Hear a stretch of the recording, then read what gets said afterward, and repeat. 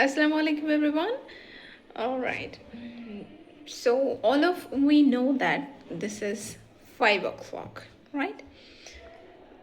But whatever this is. So most of we can say that it's 5:10, right? এটা 5:10 but কখনো কখনো IELTS listening we get it in a different way. They don't say that it's 5:10. They must sometimes they use 10 past 5.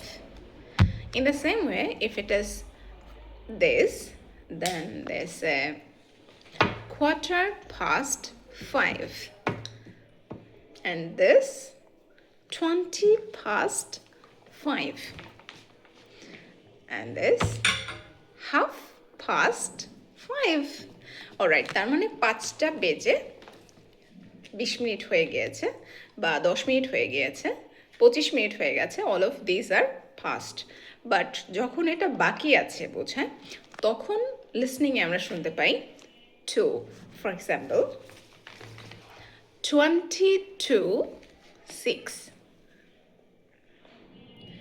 It's 15:15 কে ওরা quarter বলে, তাহলে it's a 5:45.